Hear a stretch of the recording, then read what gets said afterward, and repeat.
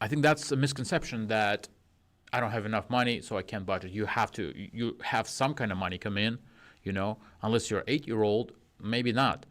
But if you're an adult or even a teenager, you have some kind of money come in, and if you don't tell it what to do, then years later you'll be like, okay, what did I spend all my money on? When I came to America for the first time, I was tracking every income, and I was making, I can't remember, $7, $8 an hour, cleaning hotel rooms, and I was tracking every dollar.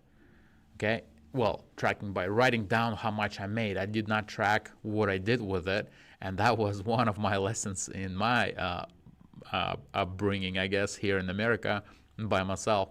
Is I looked years later, and it was thousands of dollars. Okay, so even if it was $8 an hour, and I worked full-time job, that was $16,000 that were spent. And for me, coming from Kazakhstan, $16,000 I've never heard of in my whole entire life. And yet here in America, they came and went somewhere. Okay, I didn't become richer. I didn't have a bunch of things that I could show for. The money went somewhere. Obviously, it was rent and food. It's not that much money to live on, but that was one of my early thoughts, thinking about finances in general, and I was like, okay, that's a lot of money. I could have bought a whole condominium back in Kazakhstan with this money. What happened to it? And that was a good question. So, water break. And that's when I started thinking that, okay, money will pass.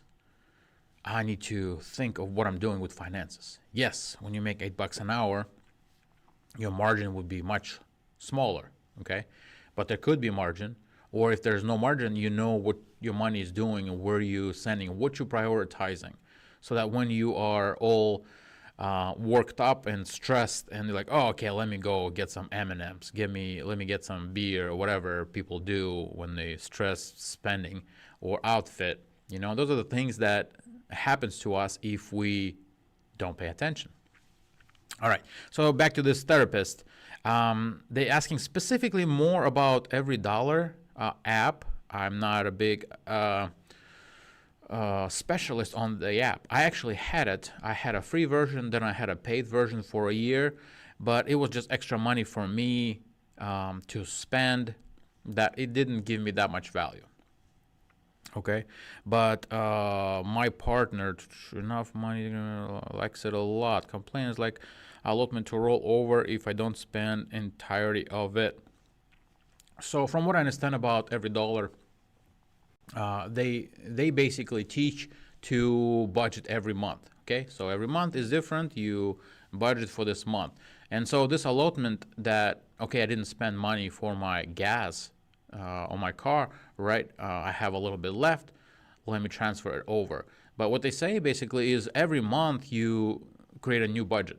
Okay, maybe you spend a little more this month on this category, or you have this expense coming up in next month, so you can build for that. You can adjust for that. Every month would be different. So that's, from what I understand, it doesn't do that. Okay, but the main point of creating a first budget is this: look at what's coming in. Okay, it's not an excuse anymore. You can access all your numbers online. Okay, you can and should know what's coming in after tax. This is how much I bring in. Okay, this is how much I bring in every month, or every paycheck, twice a month, 4 times a month, whatever it is.